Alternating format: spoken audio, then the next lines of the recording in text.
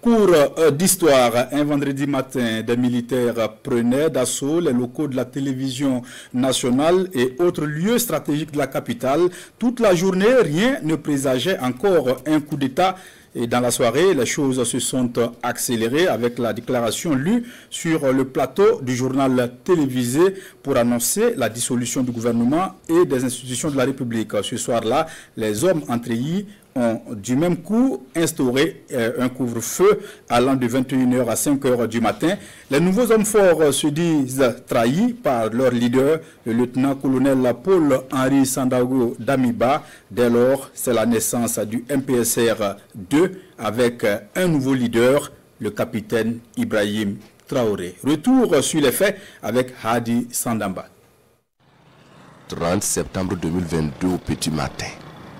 Un calme précaire règne sur Ouagadougou après des tirs nourris entendus dans la nuit dans plusieurs casernes militaires. En ce vendredi matin dans les rues de la capitale burkinabé, la circulation est plutôt timide. Seuls quelques usagers animent le centre-ville.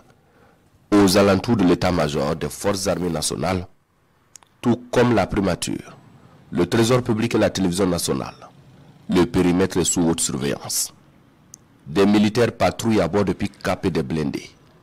Dans ce carré qui reste inaccessible, pas même les agents des services situés à l'intérieur n'y ont accès.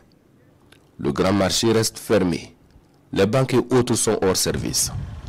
Le soleil monte, le doute s'accroît et des rumeurs de coups d'État se précisent. Des groupuscules de personnes se forment un peu partout dans la ville.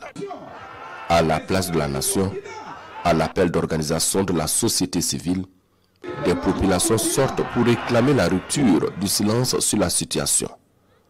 Drapeaux burkinabé et russes en main, ils arpentent les rues à coups de klaxons et autres vuvuzelas, disent-ils, pour réclamer la Russie dans la lutte contre le terrorisme.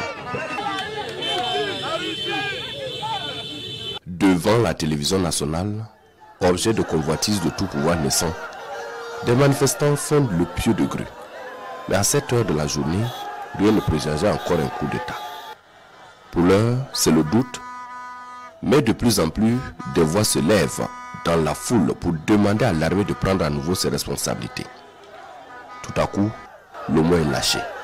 Les manifestants demandent la démission du lieutenant-colonel Paul-Henri Sandaogo Damiba, président de la transition d'alors. Durant toute cette journée du 30 septembre, tous les signes d'un coup d'État sont réunis, mais à l'absence d'une déclaration officielle, personne ne savait vraiment ce qui se passait. Une journée qui a connu au moins 2 fois la coupure du signal de la télévision nationale aux mains de militaires depuis la veille. Du côté de Kosiam, le palais présidentiel, et au camp général Babassi, des tirs sont entendus toute la journée et certains axes de la ville sont restés inaccessibles. Pendant ce temps, sur les réseaux sociaux, les spéculations vont bon train. Beaucoup évoquent un coup d'État contre le pouvoir en place et d'autres par contre parlent de mouvements d'humeur dans certaines casernes. Et jusqu'à la tombée de la nuit, la situation reste confuse et aucune information au sujet du lieutenant-colonel Damiba.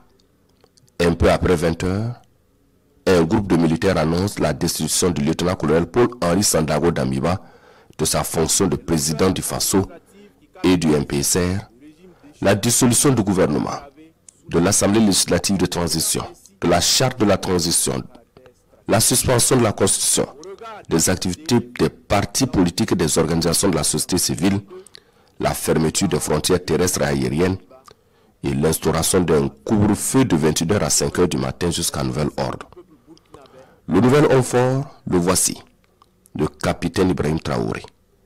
C'est le MPSR, version nouvelle dit-on, celui du recadrage. Il s'agit d'un recadrage dans la conduite de la transition. À les entendre, ils ont été trahis par leur leader, le lieutenant-colonel Damiba, qui, au lieu de travailler au retour de la sécurité des déplacés internes dans leurs localités respectives, s'est plutôt illustré dans les aventures politiques malheureuses. Les choix hasardeux du lieutenant-colonel Damiba. Au lendemain, samedi 1er octobre, l'on assiste à des manifestations de soutien aux nouvelles autorités. Ouagadougou, Bobo Dioulasso, Wayouya, Koudougou, Fadangourma, Dédougou, Kaya et j'en passe. Alors que l'on pensait que le coup d'État était consommé, dans un autre communiqué des auteurs du coup d'État, l'on apprend que le président Damiba se serait réfugié au détachement militaire français de Cambouense et préparerait une contre-offensive. Après ce communiqué donc, des manifestants en colère s'adonnent à des actes de vandalisme. L'ambassade de France à Ouagadougou, ainsi que l'Institut français, de même que celui de Bobo Dioulasso.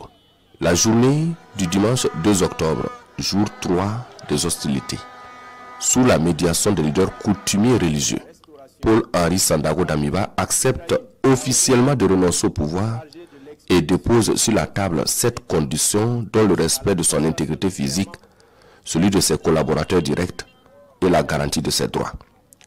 Désormais en exil à Lomé au Togo, le président Damiba, dans une vidéo diffusée ultérieurement sur les réseaux sociaux, appelle à soutenir les nouvelles autorités. Dans la matinée de la même journée, les nouvelles autorités, par un autre communiqué, remercient le peuple pour son soutien et annoncent que la situation est désormais sous contrôle. Tel un sauveur, le capitaine Ibrahim Traoré est ovationné par une foule en liesse. Et cette image qui a fait le tour du monde, son salut à des centaines de personnes rassemblées aux abords de la télévision nationale.